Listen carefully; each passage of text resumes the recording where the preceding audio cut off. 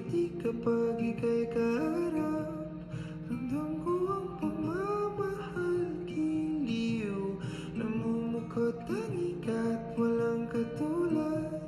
Ikaw lang ang para sa'kin.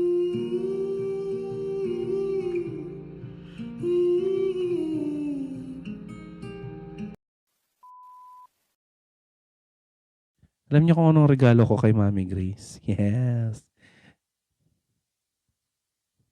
Clue, nanginginig.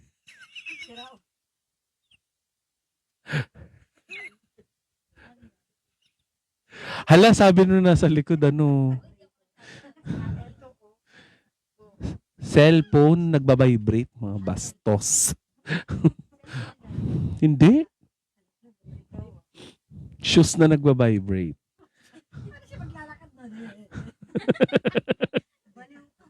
Nag-rollerblade si Mami Grace. Ayan. Actually, ngayon nga, gusto ko sana pumunta ng Gentry. Tapos, chinek ko ngayon sa Google, 100% train. Sabi ko, paano kaya to? Eh, hindi ko alam kung, syempre malayo yun, di ba? Hindi ko alam kung ano yung mga madadaan ng ano. Ganun. Wag Sabi muna ko, siguro. Hindi ko alam. Oo. Kasi nga, today is anniversary ni Lloyd. Kaya sabi ko, ano ba, magabiyahe ba ako? Eh, di ko naman alam kung ano yung mga madadaanan, kung may bahaba or what. Oo. Diba? Siguro maintindihan naman ni Elsie kung Oo. ano kung di ka makapunta ngayon tapos sa ibang araw.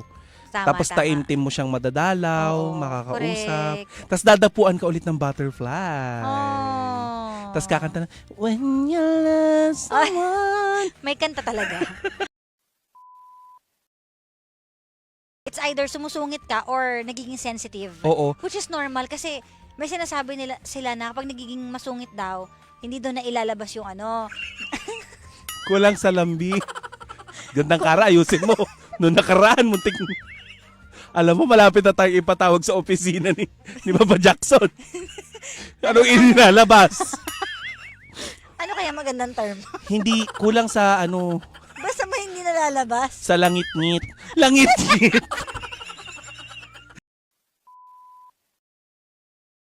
Minsan mas marami nagagawa kapag single, di ba? Tsaka 35 ka pa. Oo, pwede pa Ang yan. edad, ang kababaihan nag-uumpisa ang edad nila sa edad na 40. Na hindi na pwede magkaanak. Oo, starts at 40, ends at Okay, wag naman 41. lagyan ng ends. Ano, 1 year lang na buhay. Life starts at 40, di ba? Oo. Tsaka hindi ibig sabihin na kapag may jowa, masaya ka agad. Hindi, wag ka mainggit.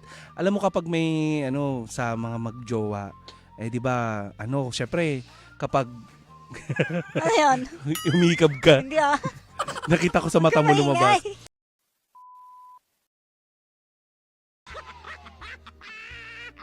Ay naka! Happy Monday everyone! Sana kagaya nyo ang araw ko, productive at higit sa lahat masaya. Chill lang tayo lahat mga panggana. Importante sa buhay natin to slow down and give importance to what matters the most. Oo.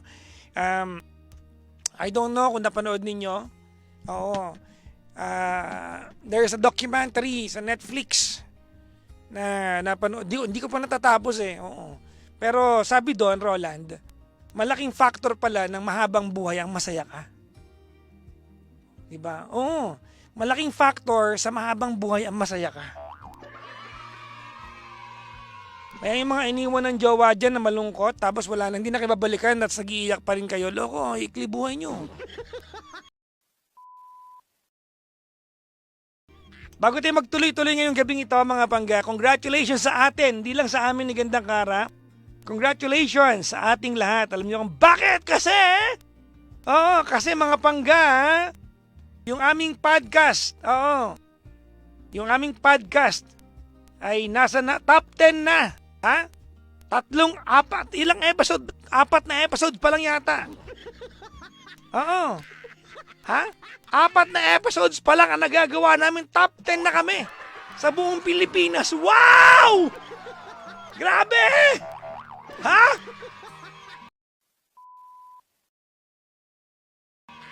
Grabe yan! Grabe!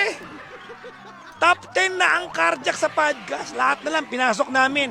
DJ, nagko-concert, nagko-cover song, nagba-vlog, hindi pa na kontento, nag-podcast. Nag-podcast, pero lahat sinuportahan nyo. Wow! Ganun. Wow! Nahawa ako sa kaharotan ni Kuya Chico. Wow! Sa mga hindi pa nakapanood, wala kayo na itulong dyan, ha? Panoorin nyo para mag-top 1 yan, ha? Hindi na, panoorin nyo na. Diba?